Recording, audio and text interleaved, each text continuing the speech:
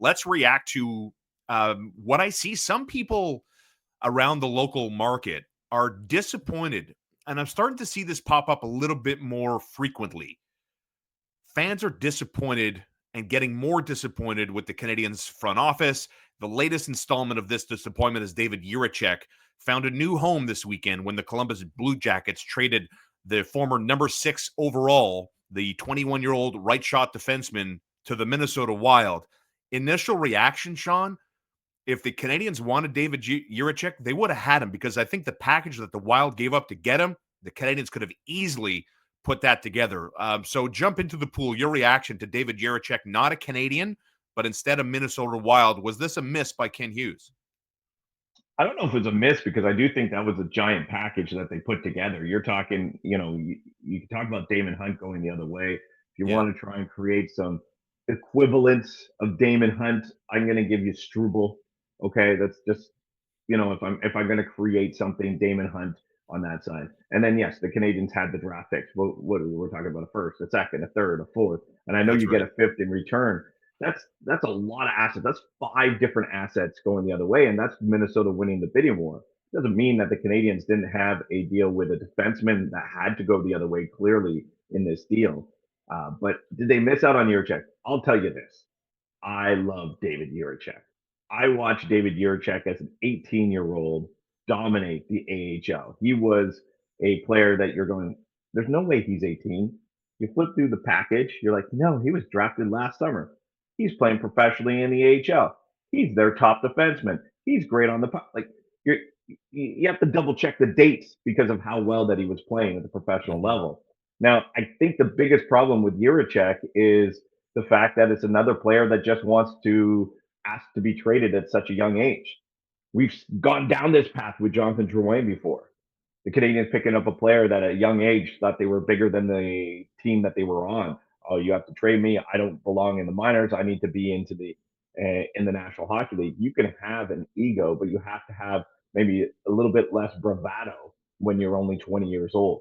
So I think that might have been the hang up here on David Jiricek. But the player, Yeah. that was something special. But I think if they went and got David Jiricek, that would have been an indication by the Canadiens organization that they were giving up on David Reinbacher. Really? Or just like adding to depth? Like, I'm a firm believer in you. How many stud defensemen do you want on your team? The answer is give me as many as I can eat, right? I mean, that's the way I look at it. It's almost like a buffet dynastie de Chine. I'm just going to go until I get my fill. I'm going to get my money's worth. And the other thing about the Reinbacher comp, and I get it, right-handed defenseman, you would love to have somebody in the top 2, top 4, certainly as a stabilizer. But what do we know about Reinbacher? I mean, that was such a devastating injury. I mean, clearly the Canadiens internally have more information than both you and I have at our disposal. But at the end of the day, I mean, he's a 21-year-old defenseman. Do you think it was a red flag maybe, or a buyer beware that he didn't make the BJs at a camp, didn't make that roster? We're not talking about like a juggernaut Columbus team here, right? Was that maybe something management in Montreal looked at and said, well, if he didn't make that team, maybe you're right. Maybe Reinbacher is already still ahead of the guy on our depth chart. Yeah, I guess you could go down that path, but they also have insights with the Columbus Blue Jackets organization if you're worried about the personality. So if there was a red flag with David Jiricek, Yeah. do they not go to Pascal Vincent and ask, Money what do you point. think? Money Like I question. think that the Canadians had insider knowledge to a certain degree on David Right. Jiricek and the personality of the player. And maybe Pascal just said, "Hey, look, skills through the roof, but there's going to be an issue here." But let's also look at this on the outside. Why does it always have to be a player problem? Why with Patrick Laine was it a player problem? Why with David Jiricek is it a player problem? Maybe this is a Columbus Blue Jackets problem. I don't think you're wrong. I mean, there's definitely a pattern of behavior there. I mean, I get that it's not the John Tortorella Columbus Blue Jacket regime anymore, and that they've always in Columbus, whether it was under the management of Jarmo Kekalainen, the tandem he had with John Tortorella, that there seemed to be. I mean, heck, we speak to Mark Denis, Connor McKenna, and I twice a week. I mean, not a lot of people lining up to say great things about either the John Tortorella era or how challenging it is at the time to deal with the GM like Jarmo Kekalainen, and one of the toughest. He had one of the toughest reputations in hockey in terms of trying to make a transaction. But the other layer to this is Eastern Conference, Western Conference, another transaction. Would it be fair to suggest that if the Canadiens really, if they had their radar, their sights, everything locked in, because there was a lot of reporting. Nashville was in, the Canadiens were in. Ultimately, it's the Minnesota Wild that give up multiple picks and a prospect while also getting, the defenseman and a fifth rounder in return. A lot of moving pieces there that if the Canadiens were dead set on Jiricek, the price would have been pricier to keep him in the Eastern Conference. Like, I believe in that. Like, I don't want to have to deal with my 21-year-old, once upon a time 21-year-old prospect. I don't want to have to see him, all the time over the next 8 years. Do you think the price would have been richer if Ken Hughes was dead set on getting this guy?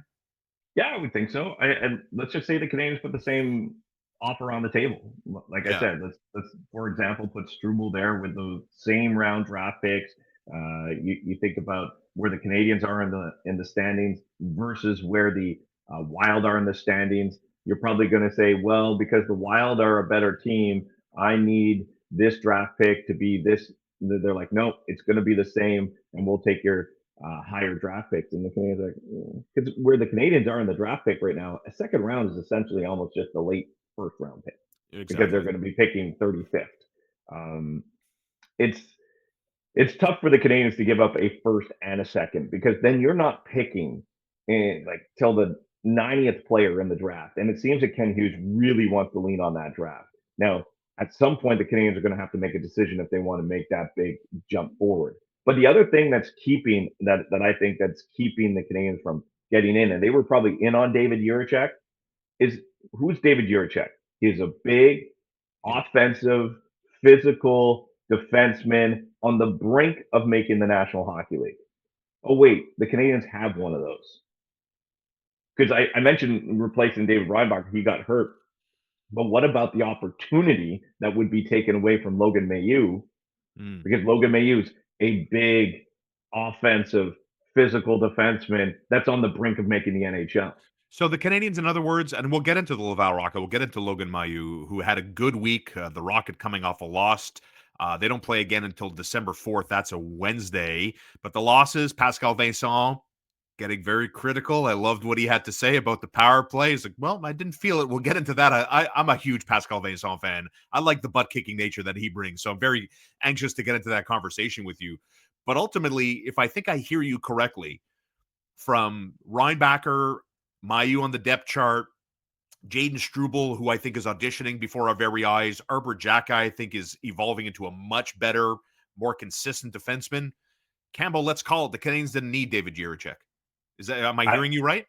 I think they have a couple of Jiriceks in waiting. David Jiricek is one of those guys that you would think would fit in your top four that hasn't made the NHL just yet. And are you willing to give up four assets for something you already have? That's the biggest question. That's Shaun Campbell, one half of Campbell v. Gallo, 10 to 2 on TSN 690. Weekdays, of course, find them online at tsn690.ca. Also on the iHeartRadio app where you can download their podcasts, along with the morning show. Yours truly and Connor McKenna, 6 to 10.